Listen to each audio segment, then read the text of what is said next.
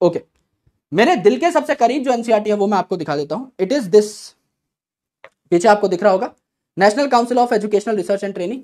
ये एनसीईआरटी इतनी पुरानी है कि इसको खोलता हूं तो मुझे डर लगता है कि कहीं इसके पन्ने चटक ना जाए।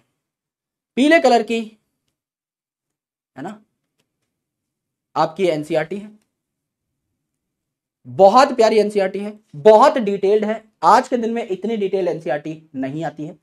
ये जो है मेरे पिताजी जब पैदा हुए थे लगभग 1970 के आसपास की एनसीईआरटी है, तो इसको भी मैं कई बार एज ए रेफरेंस लेता हूं और बहुत प्यारी किताब है। I have a lot of vintage किताब्स, a lot of vintage books. मेरे को पुरानी किताबों का और यूनिक किताबों का और महंगी किताबों का बहुत ज्यादा शौक है, तो ये उनमें से एक विंटेज किताब है जो सबसे खास है, राइट।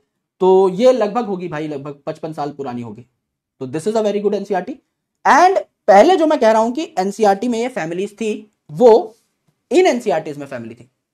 ये 11th-12th क्लास की एनसीईआरटी है, और ये जो 11th-12th क्लास की एनसीईआरटी है, इनके पन्ने अगर आप सुनोगे तो आपको पता लगेगा कि पहले चीजें कितनी डिटेल्ड हुआ करती थी। अगर मैं 11th क्लास की एनसीईआरटी की बात करूं, बायोलॉजी 11th क्लास, ये सन 2000 के आसपास की है, यानी 25 साल पुरानी एनसीईआरटी है। इसमें 362 पेज है, आखिरी जो पेज है इस पर 362 लिखा हुआ है, इसमें 362 पेज है। एंड 12th क्लास की एनसीईआरटी वाज सो थिक। देखो आपके आज के दिन में जो रेफरेंस बुक्स आती हैं लगभग उतनी थिक है, और ये जो 12th क्लास की एनसीईआरटी है 25 साल पुरानी, इसका जो लास्ट पेज है ये लगभग 400 कुछ की रेंज में जा रहा है। इसका जो आखिरी पेज है मेरे भाई ये 409 पन्ने का है। और अगर आप इस चैप्टर का नाम सुनेंगे, इट इज बायोमेडिकल टेक्नोलॉजी, यहां पे जो चीज आती है वो बहुत खतरनाक है।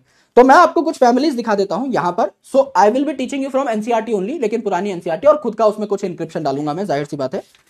तो अच्छे तरीके से आपकी चीजें क्लियर हो जाएंगी। यहां पे कुछ 300 पेज के आसपास पे ये टॉपिक्स थे, मैं आपको एक बार दिखा देता हूं। Allow me few seconds please. तो आपको दूर से थोड़ा बहुत दिख भी जाएगा, कुछ फैमिलीज के डायग्राम बने हुए दिखेंगे। ये देखो जैसे फ्लोरल डायग्राम आपके बने हुए हैं, तो यहां पर फैमिली फैबेसी भी है, फैमिली ब्रेसिकेसी भी है, फैमिली एस्टेरेसी भी है, फैमिली पोएसी भी है। सब कुछ पहले सिलेबस में हुआ करता था, पर जब हम लोग जस्ट पैदा ही हुए थे, जब मैं पैदा हुआ था ऑलमोस्ट उस टाइम पर ये सारी चीजें एनसीईआरटी में थी। अब हट चुकी हैं। देखो ये सारी चीजें जो हम पढ़ने वाले हैं कल, ये सारी चीजें आपकी यहां पर है। देखो ये एस्टेरेसी फैमिली के डायग्राम बने हुए हैं, है ना। यहां पर आपका सोलेनेसी फैमिली का डायग्राम बना हुआ, everything is included in this book, है ना। यहां पर भी देखो आपका सोलेनेसी का डायग्राम बना हुआ है, यहां पे आपका जो है लिलिएसी का डायग्राम बना हुआ है। So there are a lot of things. यहां पर देखो आपका पोएसी का डायग्राम बना हुआ है। तो सारी की सारी जो चीजें हैं ये आपकी ऑलरेडी इस एनसीईआरटी में थी। तो अब क्योंकि हमारे पास स्टेट बोर्ड की कोई किताब है नहीं जिसको हम रेफरेंस माने, तो हम एनसीईआरटी को ही सही सटीक रेफरेंस मान करके आपको पूरा का पूरा कंटेंट पढ़ाएंगे, जिससे आपको कोई टेंशन ना हो। एंड मेरे भाई जो भी एडिशनल चीजें होंगी वो मैं आपको लिखवा दूंगा, और एक अलग से पीडीएफ में आपको दे दूंगा, जो कि आप रिक्वेस्ट भी कर रहे हैं पीडीएफ। तो यहां पर जो भी डेटा है, ये किताब थोड़ी पुरानी है, तो इसको मैं डीटीपी ऑपरेटर्स को देके दोबारा से टाइप करवा के I will get a PDF ready, जो कि मैंने पंच में भी डलवाई है, वो पीडीएफ में आपको दे दूंगा।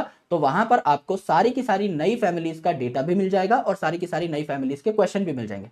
और जूलॉजी में भी कुछ टॉपिक्स ऐड हुए हैं, वो सारे के सारे टॉपिक्स, कुछ लाइफ साइकिल है, कुछ डिजीज की, कुछ पैथोजन की जानकारी है, वो भी आपको वहां पर मिल जाएगी। तो automatically you will crack this, ठीक है। तो ये भी आपको मिल जाएगा। So I just wanted to show this.